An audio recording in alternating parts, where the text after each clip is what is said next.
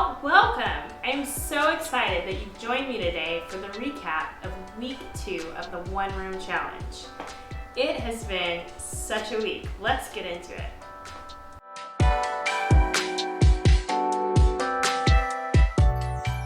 I cut out the holes for where the pendant lights are going to be, and we have the beautiful Brian Patrick Flynn Christorama lights, and I'm feeling so good about the placement. We also got beams in this week, and whew, it was some work, but so worth it.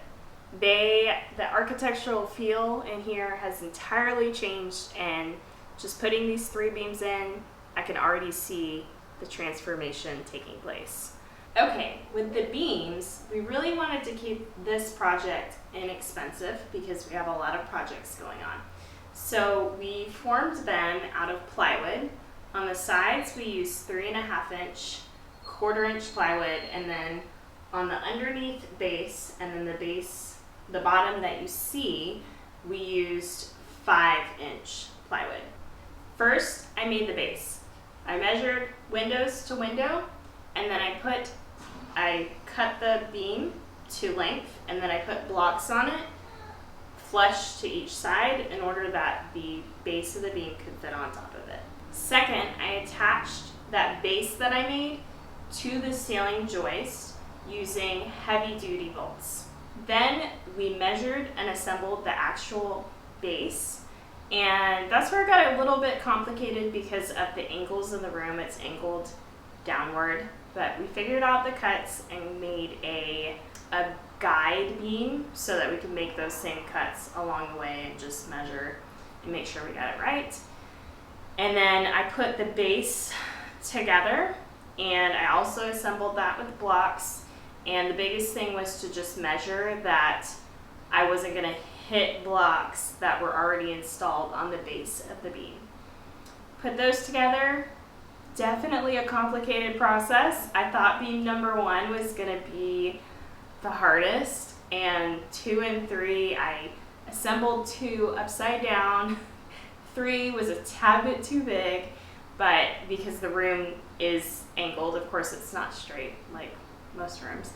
But we got them done, and they look so good. So there's still some finishing touches on the beams. I'm going to fill in some gaps, spackle, caulk it, and of course we're going to paint all of it, and it's going to look awesome. But before I did that, I needed to tackle one of the more ambitious projects, the arch. Alright, so this is the arch. It's still in progress. I was hoping to have arch 1 and arch 2 done this week, but I guess that was not a realistic timeline for it. But this one is coming together. It has been a huge process of trial and error, but I'm loving the shape, and I think I'm pretty much ready to start spackling it and finishing it off and bringing it together. I used plywood underneath, and I used a circular saw to cut out the rectangle, and then I used a jigsaw to make the rounded parts, and I used 2 of those parts, and then I had to cut very exact blocks for the inside to hold it all together. And then I used a 1/8 inch hardboard, and that's to cover the area underneath the arch. I decided to pull off the corner bead, and I filled in the gaps with some foam, and I'm going to use some vinyl mesh tape and mud it, and hopefully it'll give the results that I'm looking for. There's been some trial and error in this process, as I've said, but I'm hoping that now that I've done it once, it'll be a little bit easier for the second one. We got an awesome shipment in this week from Fire Clay Tile, and they are partnering with us to tile the entire sunroom floor. Very exciting.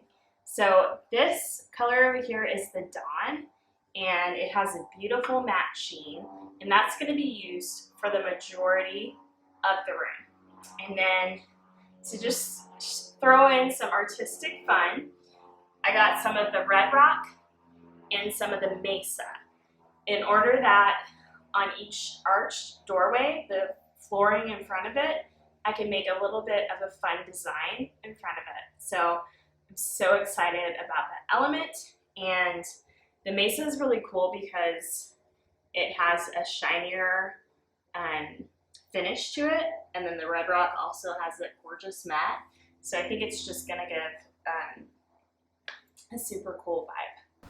I was hoping to get a lot more done in this week.